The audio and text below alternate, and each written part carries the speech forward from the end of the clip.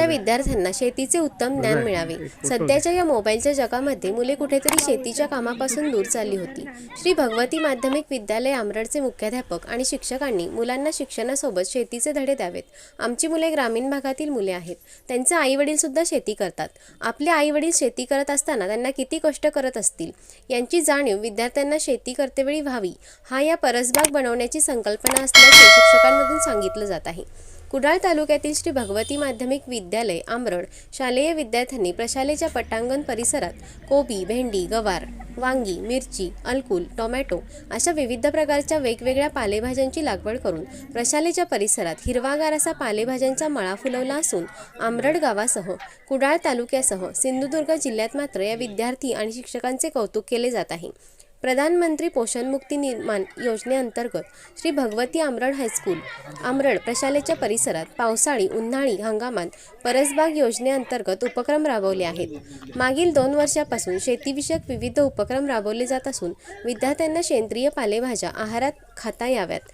आज सगळ्यांना अन्नाची गरज आहे, पण अन्न पिकवणार कोण हा प्रश्न निर्माण होता। आता शालेय जीवनापासून ही गरज लक्षात घेऊन शेतकरी घडायला हवेत, हे ध्येय अंगाशी बाळगून आमचे विद्यार्थी शेतात रमले असल्याचे श्री राजेंद्र राठोड म्हणाले। नमस्कार, मी मुख्याध्यापक आमरड हायस्कूल या ठिकाणी शेतीविषयक आम्ही हे उपक्रम राबवत आहोत।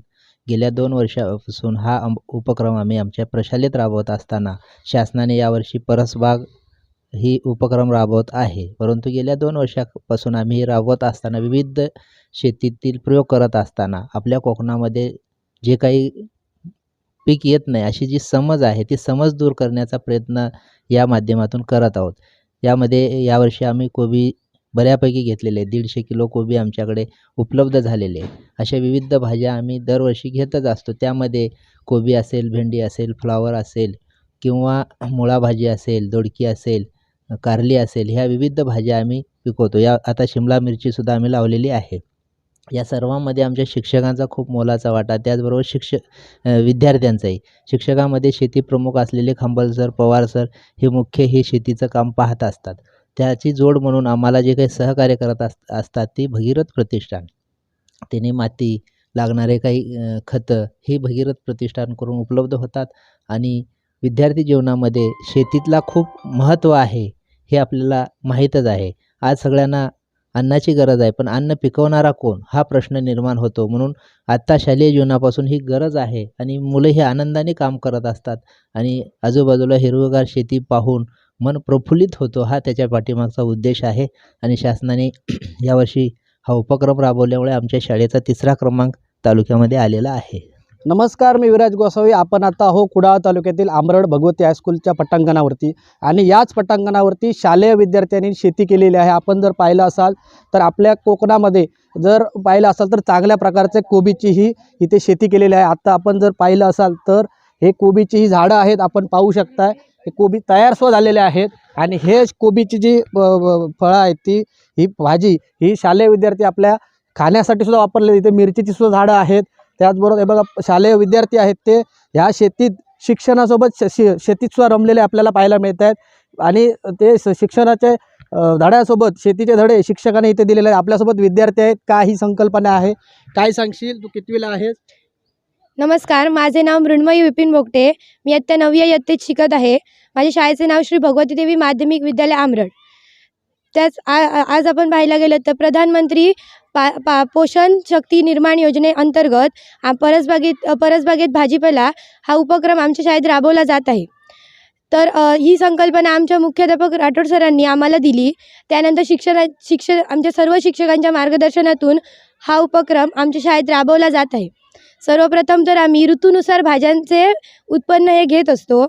पहिल्या ऋतूमध्ये आम्ही दोडक्याचे उत्पन्न घेतले। ती दोडकी आम्हाला शाळेत सर्व मुलांना पोषण आहारात तर मिळतच होती, परंतु बाहेरील आम्हाला व्यवहार ज्ञान कळावे यासाठी आम्ही ती शाळेच्या बाहेर ती विकण्यासाठी सुद्धा दोडकी आम्ही ठेवली होती। दोडक्याचे उत्पादन झाले, त्यानंतर कारल्याचेही उत्पादन झाले। त्यानंतर आम्ही या आत्ताच्या ऋतूमध्ये कोबीचे उत्पन्न घेत आहोत। कोबी आम्हाला कोबी लावण्यापूर्वी असे भरपूर आम्हाला एक सल्ला मिळाला की कोबी आपल्या इथे होत नाही, कोकणात कोबी होऊ शकत नाही, त्याला पूरक असं वातावरण नाही. पण श्री भगवती देवी माध्यमिक विद्यालयाच्या सर्व विद्यार्थ्यांनी व शिक्षकांनी हे करून दाखवलं आणि त्याचं कौतुक करण्यासाठी प्रत्यक्षात शिक्षणाधिकारी यांनी या शाळेची आमच्या भेट दिली व आमचे भरभरून कौतुक केले. सोबत आम्ही गवार, वांगी, कारली त्याच्यानंतर भेंडी, असे मिरची आणि त्यानंतर आम्ही आता इथे खड्डे छोटे छोटे खोदून त्यात कलिंगडाचं उत्पन्न लावलं आहे. अशा प्रकारे विविध प्रकारची उत्पन्न आम्ही सध्या घेत आहोत. मॅडम, या पटांगणावरती तुम्ही भेंडीची शेती आहे, त्याचसोबत पालेभाज्या आहेत, वांग्याची आहेत, त्याचबरोबर कोबी हा विशेष कोकणात होत नाही असं म्हटलं जातं आणि ती शेती तुम्ही इथे केलात, काय सांगाल? नमस्कार, मी नयना नंदकिशोर हरमलकर, श्री भगवती देवी माध्यमिक विद्यालय आमरड या हायस्कूलची सहाय्यक शिक्षिका. प्रधानमंत्री पोषण शक्ती निर्माण योजनेअंतर्गत आम्ही ह्यावर्षी आमच्या शाळेमध्ये परसबाग योजनेचा उपक्रम राबवलेला आहे आणि इथे आमच्या विद्यार्थ्यांनी शालेय परसबाग उत्तमरित्या फुलवलेली आहे. आता आमच्या या परसबागेमध्ये म्हणजे आम्ही पावसाळ्यापासून विविध प्रकारच्या भाज्या घेतलेल्या आहेत. दोडकी, कारली, हळद, सुरण अशी वेगवेगळी पिकं घेतली. त्यानंतर आता आम्ही उन्हाळी पिकंसुद्धा घेतलेली आहेत. त्याच्यामध्ये आम्ही भेंडी, गवार, वांगी, परत मिरच्या आहेत, टोमॅटो आहेत आणि विशेष म्हणजे आम्ही ह्यावर्षी कोबीची पण लागवड केलेली आहे. असं म्हणतात की कोकणामध्ये कोबी चांगला होत नाही, पण आम्ही त्याचाही प्रयोग केला आणि आमच्याकडे 100-1 किलो कोबी सध्या तयार आहेत. आम्ही कोबीची रोपं आणून लावली आणि यामध्ये 100-1 किलो कोबी तयार होतो आणि आम्ही विद्यार्थ्यांना आत्तापर्यंत तरी 4-5 वेळा कोबीची भाजी दिलेली आहे. दररोज आम्हाला 6 किलो भाजी पोषण आहारामध्ये लागते. आणि एक वैशिष्ट्य म्हणजे ही जी आम्ही परसबाग केलेली आहे याच्यामध्ये आम्ही सेंद्रिय खताचा वापर केलेला आहे. कोणतंही रासायनिक खत वापरलेलं नाही आहे आणि या सेंद्रिय खताचा वापर करून इथल्याच भाज्या काढून आम्ही लगेचच त्या पोषण आहारामध्ये दुपारच्या माध्यान्ह भोजनासाठी शिजवायला देतो.